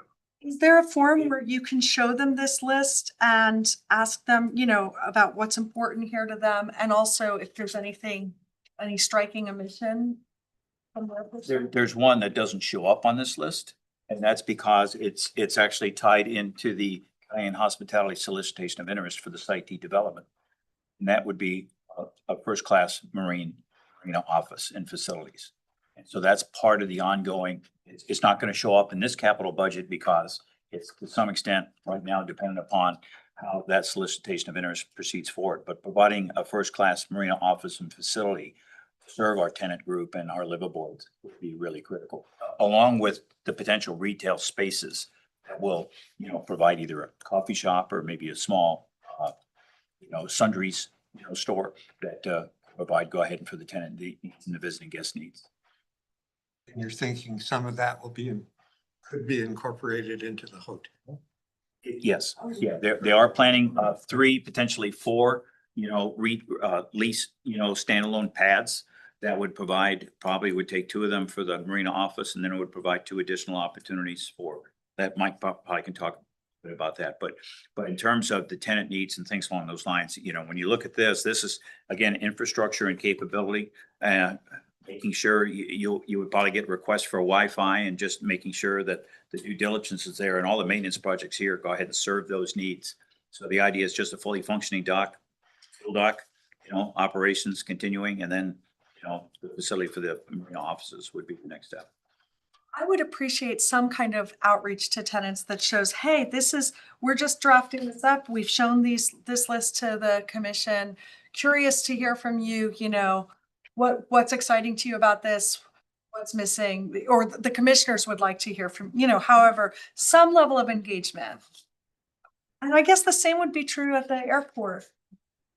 So maybe what's missing is like the 4 other hangars that they can't do, right? Actually, that's true, but the actual, the tenant communications are ongoing, with regard to our project. We share our 5-year capital plan with the FAA, we share our funding, but they have all the information. Commissioner Toompas. Yeah, I was just, there's just a big kind of question mark here. I'm guessing for a lot of people if they're to see this document.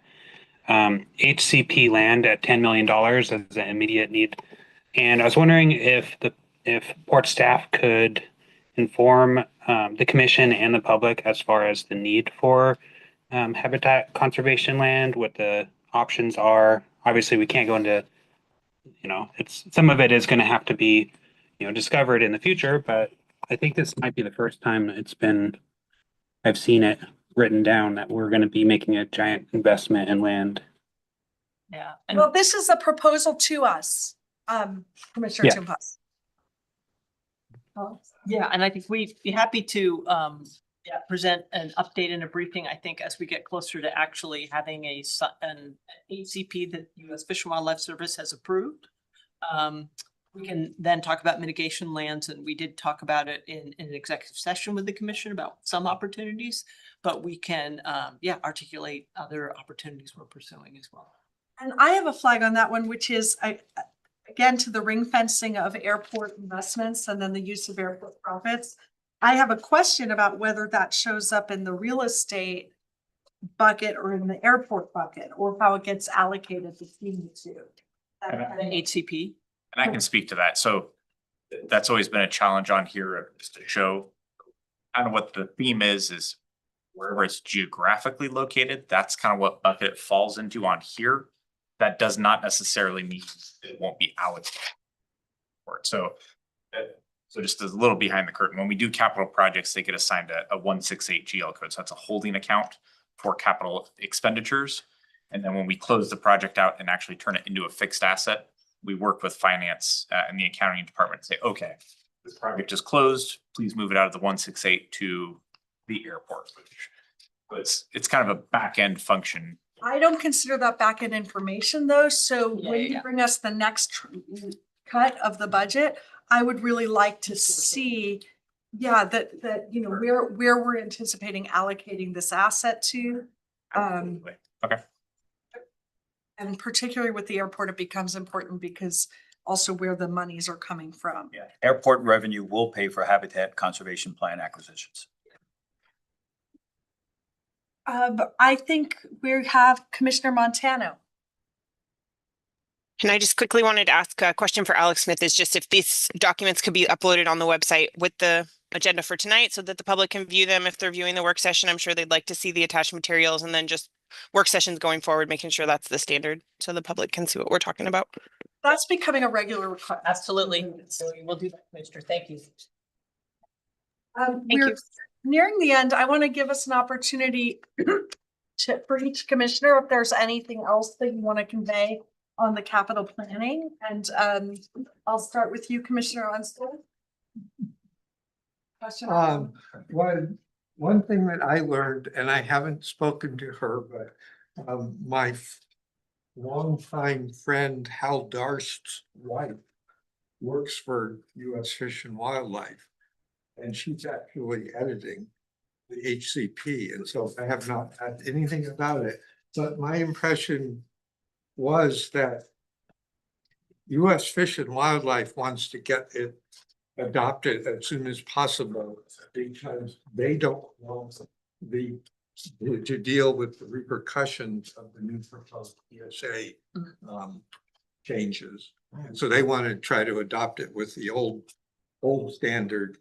And so that was kind of, but I haven't talked with her. That would not be, I will not. Give you a quick update on that if you like. Yeah. 30-second overview is we met with Fish and Wildlife Service last week. They were pleased at the quality of the draft and how it tackled all the issues. We are meeting in this room on September 2nd and 3rd, locking the doors, closing the curtains, and we're going to hash out any final language changes that need to be made so that by the end of September 3rd, we will have a document that's ready for final draft purposes. And then at that point, it can be shared with the public, and then the environmental process can then commence. So we're moving. Commissioner Montano. I didn't have anything additional to share. Okay. Commissioner Chumpas. I'm looking it over. I don't see anything at this time, and thanks for port staff for putting this together. I love looking at this. Commissioner Hanson. I appreciate the work of staff to bring this to us and presentation. And yeah, I appreciate breaking the budget process out and getting ahead of it. It's like we're starting the right time. Terrific. Yeah, I like that. Thank you. This was good to take this walk through to get us situated. We don't have because it's a work session, we don't have a slide of when Alex does the meeting announcements, but some quick flags about our meeting. Yeah, so August 10th is the next commission meeting. It will be in Tenino. It is the only business meeting the commission has in August. August and December, we take, we have only one meeting to give people a break. But on August 12th, I also wanted to remind commissioners tomorrow afternoon at probably 5 p.m. we have an executive session to discuss litigation. And then on August 12th, there is a retreat for the commission. It'll be out at the SPSCC in Lacey. And we'll be sending out the notice for that special meeting soon. And also wanted to say at our one-on-one meetings this week, commissioners, I'll also go over the budget schedule with you guys again and identify the process and really walk through the process and where the commission has updated. Thank you, Alex, and thank you, staff. This meeting is adjourned. You said August 12th. This retreat.